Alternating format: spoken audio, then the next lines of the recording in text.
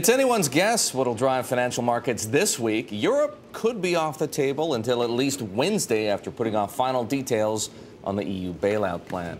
In the meantime, we've got a slew of corporate earnings. Almost 40% of the S&P 500 reports this week. Here to talk to us about the markets and where they're headed is Dennison Veru, Chief Investment Officer of Palisade Capital, a firm with about $3.5 billion under management. Dan, welcome to the Inside Track. Have we finally gotten to the point where maybe Europe isn't going to decide what happens to the markets and we do get to focus back on the things that supposedly drive stock valuations, namely earnings? Well, the correlation between Europe and the U.S. is just starting to begin to break down. And that's logical because we're going through earnings season. We're hearing some good, some not so good, but nothing really bad in terms of earnings releases that have come out thus far.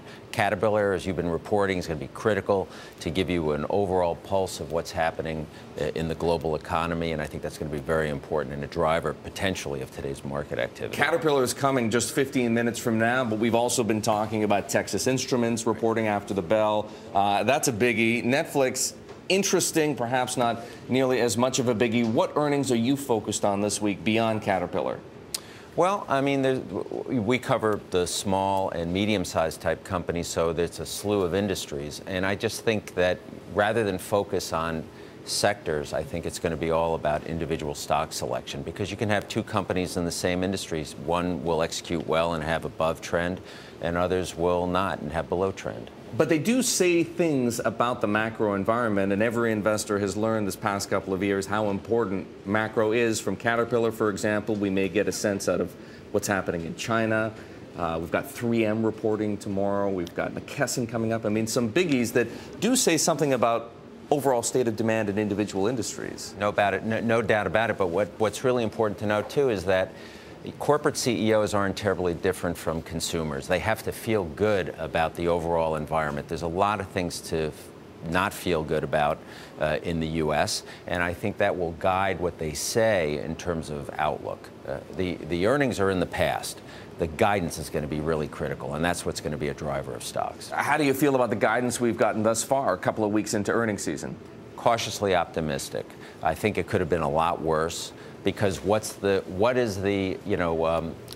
sense of putting it out on the line if you have all these uncertainties, whether they be Europe or the political environment in the U.S. and our own budget issues that we have to deal with. Do you think, Dan, that we have broken out? I'm just looking at a chart of the S&P 500. We've broken out of that range the S&P 500 seemed to be stuck in from sort of mid-August, right, all the way through to mid-October. Yeah, we couldn't really break through 1,200 or a little bit north of that. Now, for at least a couple of successive, closes, we have.